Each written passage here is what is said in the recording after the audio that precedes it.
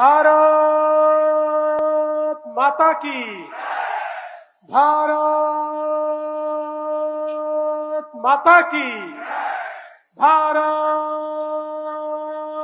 माता की, छत्रपती शिवाजी महाराज की, धर्मवीर छत्रपती संभाजी महाराज की, जय भवानी, जय भवानी, जय जय जय जय जय भवानी, जय जय जय जय जय शिवाजी, वंदे वंदे वंदे वंदे वंदे भारत माता की। हिंदवी स्वराज्याचे सरसंस्थापक छत्रपती शिवरायांना मानाचा मुजरा करतो। भारतीय राज्यघटनेचे शिल्पकार भारतरत्न डॉक्टर बाबासाहेब आंबेडकर यांना मानवंदना अर्पित करतो। आज या ठिकाणी उपस्थित आपले महाराष्ट्राचे अध्यक्ष रवींद्र चव्हाणजी, मुंबईचे आपले अध्यक्ष अमित साटमजी, सन्माननीय मंत्री मंगलप्रभात लोढाजी, मुंबईच्या सन्माननीय महापौर रितू तावडे, या ठिकाणी उपस्थित सन्माननीय आपले माननीय मंत्री महोदय आशिष शेलारजी, माननीय आपले विधानसभेचे अध्यक्ष राहुल नार्वेकरजी, मंचावरील सर्व सन्माननीय आमदार पदाधिकारी आणि उपस्थित माझ्या सर्व युवा भारतीय देशभक्त भगिनी आणि बंधूंनो, आज खरं म्हणजे मला दोन सागर दिसतायत। एक आपला हिंद महासागर समोर दिसतोय आणि दुसरीकडे तिरंग्याचा महासागर मला या ठिकाणी पाहायला मिळतोय। ज्या तिरंग्याकरता आमच्या क्रांतिकारकांनी फाशी त्या ठिकाणी झेलली, ज्या तिरंग्याकरता आमच्या सैनिकांनी सीमेवर मरण पत्करलं, ज्या तिरंग्याकरता आमच्या तमाम भारतवासियांनी एक संघर्ष केला आणि 15 ऑगस्ट 1947 ला मध्यरात्री जो तिरंगा वर गेला, आता जोपर्यंत चंद्र आणि सूर्य आहे तोपर्यंत हा तिरंगा खाली येणार नाही।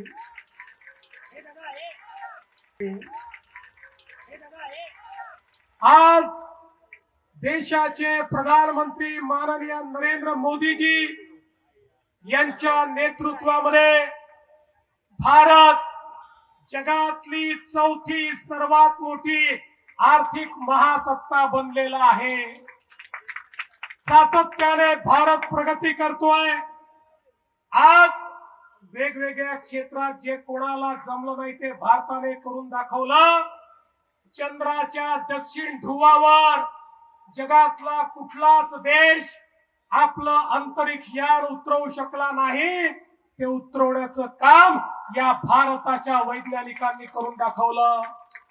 अमेरिकेनंतर अंतराळामध्ये पहिल्यांदा प्रायव्हेट कंपनीच्या माध्यमातून अंतराळ यान सोडणारा देश आपला भारत देश झाला। आज या ठिकाणी आयटी असो, एआय असो, डीपटेक असो, सर्व इमर्जिंग टेक्नॉलॉजीज मध्ये जगाशी मुकाबला करणारा आमचा भारत आपल्याला पाहायला मिळतोय। जगातली दुसऱ्या क्रमांकाची सगळ्यात मोठी स्टार्टअप इकोसिस्टीम म्हणून गेल्या 7-8 वर्षात हाच भारत जगासमोर उभा राहिलेला आहे आणि एक प्रचंड मोठी शक्ती, युवा शक्ती, जगामध्ये सर्वाधिक युवा असलेला देश हा आमचा भारत देश झालेला आहे।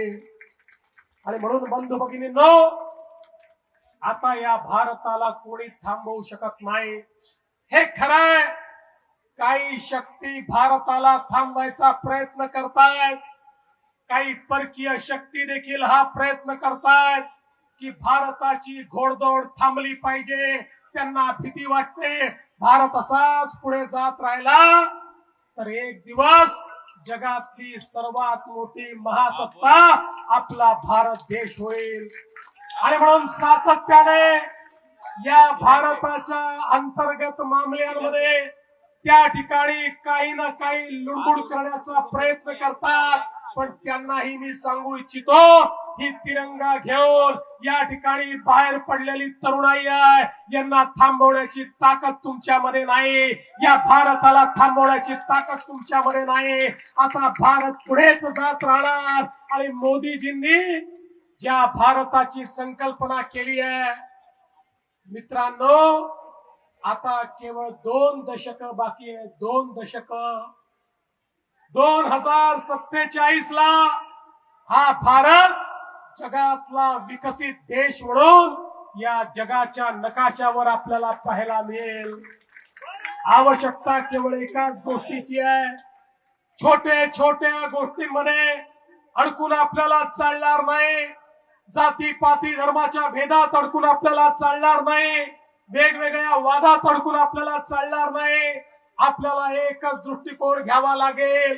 आपल्याला एकच मंत्र घ्यावा लागेल. आम्ही एक साथ चलू, आम्ही एकत्रित चलू, कदम से कदम मिलाकर चलेंगे, तिरंगा हाथ में लेकर चलेंगे, तिरंगे की आन बान और शान के लिए एक साथ जिएंगे और एक साथ मरेंगे. अशा प्रकारचा विचार घेऊन जर आपण पुढे गेलो तो मां कसम भारत को कोई रोक नहीं सकता. भारत को रोकने की ताकत किसी की नहीं है. आणि म्हणून मी तुम्हाला एवढं सांगण्याकरता आलो आहे. आज जरी तिरंगा यात्रा आपण काढत असलो तरी तिरंगा आमच्या मनामध्ये आहे. तिरंग्याचा सन्मान आमच्या मनामध्ये आहे. या भारताचं संविधान आमच्या मनामध्ये आहे.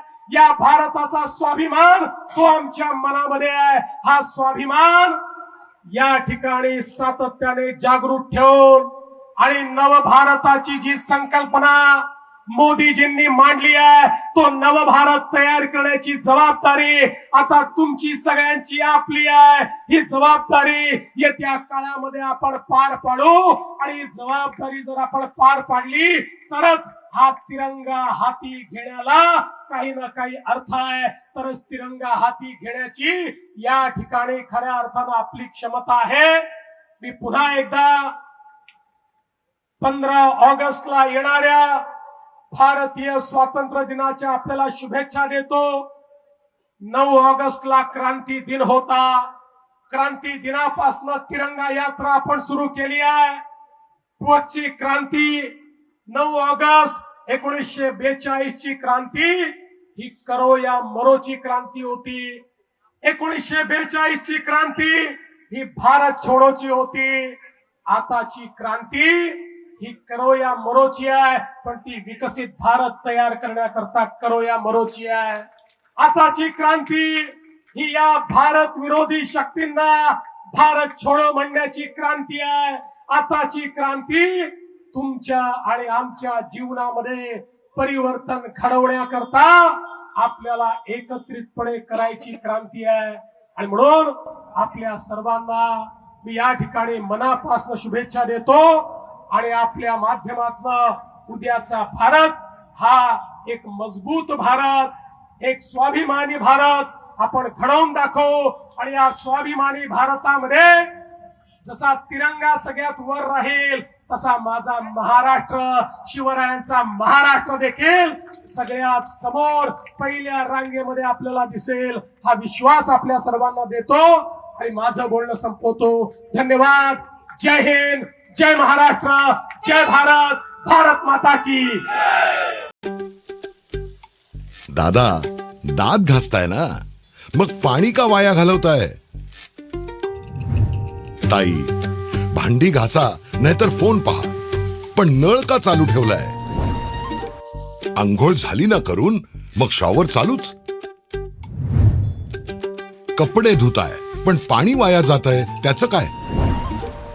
गाडी अशी धुताय आणि उद्या पाणी कायमचं संपलं तर? पाण्यासाठी किती जणांची वणवण होते. कित्येक कुटुंबांना तर पाणी मिळतही नाहीये. पाणी बोलत नाही, पण आपण त्याची किंमत जाणली पाहिजे. पाण्याचा अपव्यय टाळा, परिस्थिती भीषण होऊ शकते.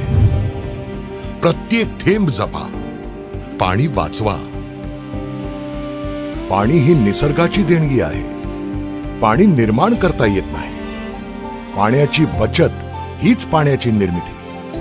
ठाणे महानगरपालिकेतर्फे जनहितार्थ जारी.